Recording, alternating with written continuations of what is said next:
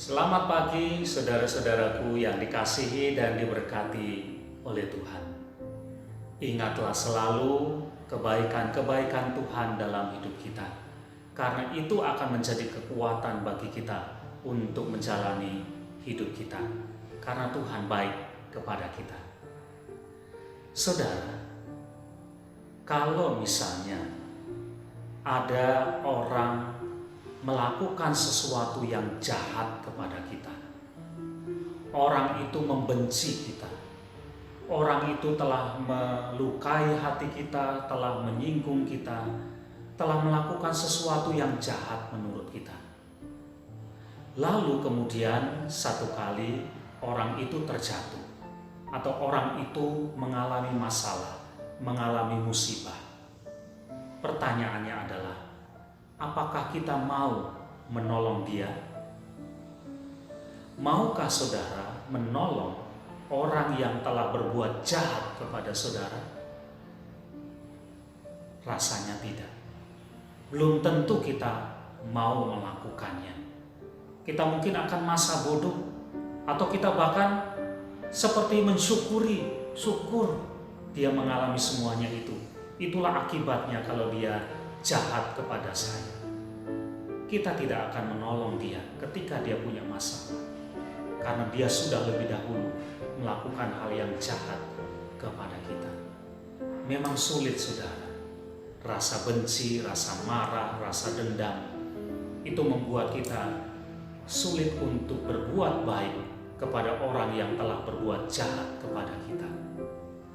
Tapi saudara, ada satu orang yang bisa melakukannya. Walaupun dia diperlakukan tidak baik, diperlakukan jahat, dia tetap mau menolong orang yang telah menjahatinya. Siapa dia? Ya, orang Samaria.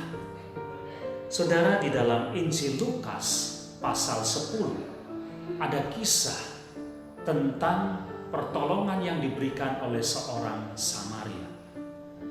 Bagi orang Israel, orang Yahudi, orang Samaria itu adalah orang asing. Mereka dibenci, mereka dimusuhi, mereka dianggap kafir, mereka dihina, mereka direndahkan. Ya, itulah perlakuan jahat orang-orang Yahudi kepada orang-orang Samaria. Tetapi saudara, satu kali ketika ada seorang Yahudi terluka, hampir mati oleh karena dia dirampok, dan kebetulan lewat di situ seorang Samaria yang selama ini dibenci, dimusuhi, disakiti, dijahati. Orang Samaria itu tetap menolong. Dia mengambil resiko, mempertaruhkan perhatiannya, mempertaruhkan bahkan nyawanya, karena dia bisa mengalami hal yang sama seperti yang dialami orang Yahudi itu. Dia pertaruhkan hartanya, dia serahkan perhatiannya untuk menolong orang yang telah berbuat jahat kepadanya. Orang Samaria ini maka disebut sebagai Samaria yang murah hatinya. Saudara, kita mau belajar. Memang tidak mudah bagi kita untuk berbuat baik, untuk menolong mereka yang telah melakukan hal yang jahat kepada kita. Tapi inilah panggilan kita. Inilah istimewanya kita, orang-orang yang percaya kepada Tuhan, bahwa kita hidup di dalam kasih, sehingga ketika ada orang berbuat jahat kepada kita, maka kita pun diajar untuk tetap mengasihi mereka dengan memberikan pertolongan. Amin.